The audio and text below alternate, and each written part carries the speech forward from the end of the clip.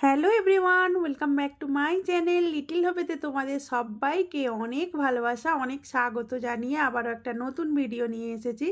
আজকের ভিডিও কি হতে চলেছে তোমরা থাম্বনেল টাইটেল থেকে বুঝেই গিয়েছো।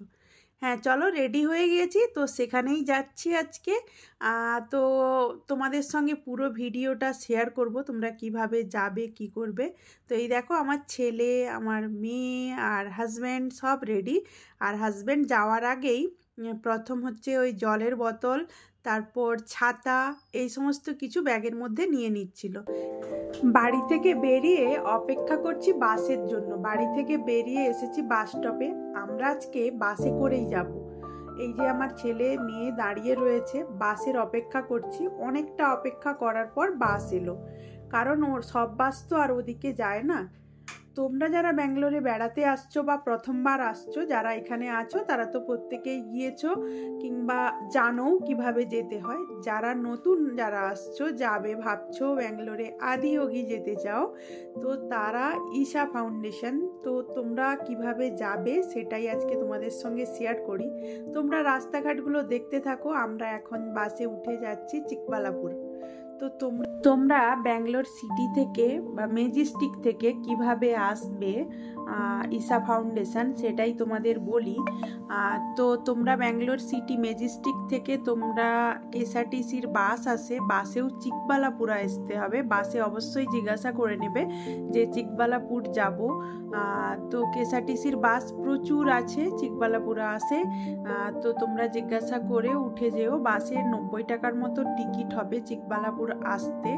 আর আমরা অন্য জায়গা থেকে উঠেছিলাম, তাই ক টাকা ভাড়া সঠিক বলতে পারছি না। তবে আমরা যেখান থেকে উঠেছি ওর হিসাব করে বললাম যে 90 টাকার মতো ভাড়া হবে, 85 বা 90 হবে, এরকমই ভাড়া হবে, ঠিক আছে। তো তোমরা এসে চিকবালাপুর আসবে। এই দেখো লাল কালারের যে বাসগুলো দেখতে পাচ্ছ, এই বাসগুলোই আসে, এগুলো কেএসআরটিসির বাস।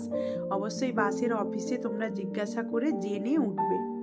চিকবালাপুরা থেকে 137 সরকারি বাস যায়। তোমরা যদি সরকারি বাসে না যেতে চাও, সরকারি বাস স্টপ যেটা রয়েছে, মানে সরকারি বাসের যে বাস স্টপটা রয়েছে ওর অপোজিট সাইডে প্রাইভেট বাস স্টপও রয়েছে, প্রাইভেট বাস দাঁড়ায় ওখানে। তো সেই সমস্ত বাস, প্রাইভেট কার, অটো সমস্ত কিছু পাওয়া যায়।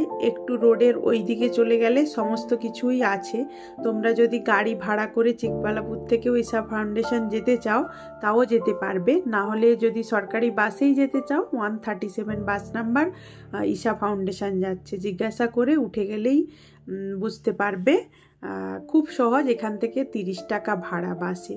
তো দেখো, তোমরা যদি গাড়ি ভাড়া করে আসো কিংবা নিজেদের গাড়িতে আসো, এই সমস্ত ভিউগুলো তোমরা এনজয় করতে পারবে। এখানে দাঁড়িয়ে ফটো তুলতে পারবে, সুন্দর সুন্দর দৃশ্যগুলো আরও ভালো করে দেখতে পারবে। গাড়িতে বসে মানে বাসে বসে যেভাবে না দেখতে পাচ্ছি, এখানে নামতে পারলে বেশি খুশি হতাম। আমার তো খুব ভালো লাগছে এই ভিউগুলো দেখতে, আমার দারুণ লাগছে। যারা কিন্তু গাড়ি ভাড়া করে বা নিজেদের গাড়ি করে এসেছে তারা কিন্তু দাঁড়িয়ে প্রত্যেকে ফটো তুলছে, ভিডিও করছে, বেশ সুন্দরভাবে এনজয় করছে।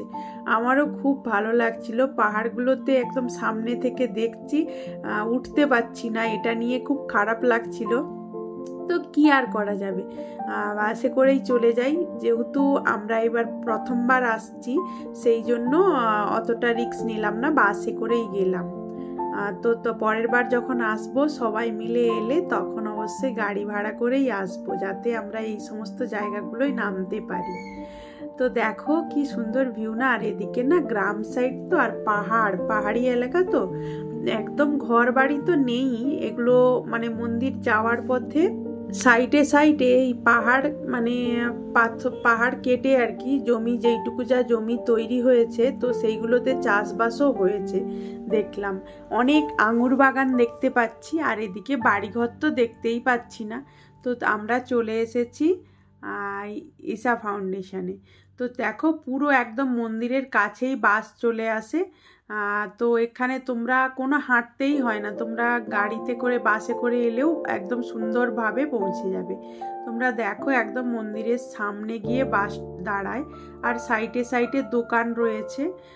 দোকানগুলো টুকটাক খাওয়ার দোকানও রয়েছে এবং ওই ঠাকুরের মূর্তি পাওয়া যাচ্ছে, এই সমস্ত দোকানও রয়েছে। তো দূর থেকে দেখতেই পাচ্ছ। আর এই বাগানটা দেখছো, এগুলো কিন্তু আঙুর বাগান, আঙুর গাছ। তো তোমাদের সঙ্গে শেয়ার করলাম আঙুর বাগানও। তো দেখো এই যে গেট দেখছো না, এই গেটে ঢুকে যাওয়ার পর এই যে সাইডটা বাম সাইডটা, এই দিকেই বাস স্টপ, সমস্ত বাস দাঁড়ায়। অনেকে বুকিং করেও বাস এসেছে, তো এই বাসগুলো ওইদিকে দাঁড়ায়। তো এখানে আমরা নামবো, নেমে মন্দিরে প্রবেশ করব। তো তোমরাও দর্শন করো, তোমাদেরও ভালো লাগবে। আমাদের সাথে থাকো, পুরো ভিডিওটা দেখতে থাকো, ঠিক আছে? তো আমি যদি পুরো ভিডিওটাতে বকবক করি তোমাদের ভালো লাগবে না, সেই জন্য একটা সুন্দর গানের সঙ্গে তোমরা মহাদেবকে দর্শন করো।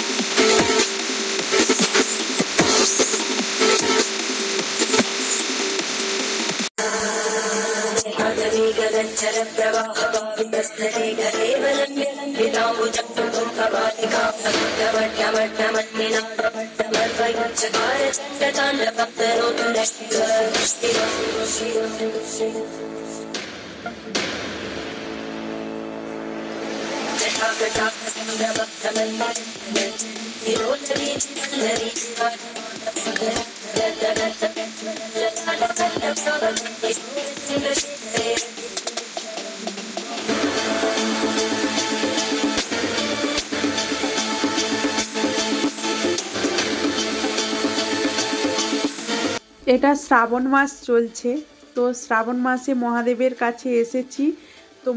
তোমাদেরও দর্শন করিয়েছি, তোমাদের কেমন লাগছে অবশ্যই জানিও। এবার বাড়ি ফেরার পালা। আর তোমরা অবশ্যই লিখে যেও হর হর মহাদেব। তোমাদের সমস্ত মনস্কামনা পূর্ণ হোক, তোমরা সবাই ভালো থেকো, এটাই চাইবো। আর ব্যাঙ্গালোর সিটি থেকে আসতে গেলে কিন্তু 1 ঘন্টা 45 মিনিট মতো টাইম লাগবে, 2 ঘন্টাই ধরে রাখো টাইম লাগবে, ট্রাফিকের ব্যাপার থাকে। তো এখন বাড়ি ফিরবো। এখানেও ছোটোখাটো টুকটাক খাওয়ার দোকান আছে। পুজোর ডালি নিতে চাইলে ভেতরে নারকেল, কর্পূর, ধূপ, ফুল সমস্ত কিছু ভেতরে পাওয়া যাচ্ছে। তোমরা মহাদেবের মাথায় জল ঢালতে চাইলে ওখানে জলও পাওয়া যাচ্ছে। তো নারকেল, ধূপ, ফুল, কর্পূর এই সমস্ত কিছু করে 150 টাকার মতো নিচ্ছে। আর আমরা একটা মূর্তি নিয়ে যাব, সেই জন্য আদিযোগী মূর্তিটা নিচ্ছি, বাড়ি নিয়ে যাব। আর দেখো দেখতে দেখতে বৃষ্টিও চলে এলো। একটা আমরা ওখান থেকে মূর্তি নিয়েছি, সেটা তোমাদের পরে কোনো ভিডিওতে শেয়ার করে দেব, ঠিক আছে? তো এখন বাড়ি ফেরার পালা। সেই চিকবালাপুর স্টেশনে চলে এসেছি, বৃষ্টি হচ্ছে, সাথে একটু আমরা খাওয়া দাওয়া করে নেব, করে বাড়ি ফিরবো। তো আজকের ভিডিওটা যদি ভালো লেগে থাকে অবশ্যই লাইক করো, কমেন্ট করে জানিও তোমাদের কেমন লেগেছে, তোমরা কে কে গিয়েছো সেটাও কিন্তু কমেন্ট করে জানো। তো ভালো থেকো, সুস্থ থেকো, দেখা হবে পরবর্তী ভিডিওতে। টাটা।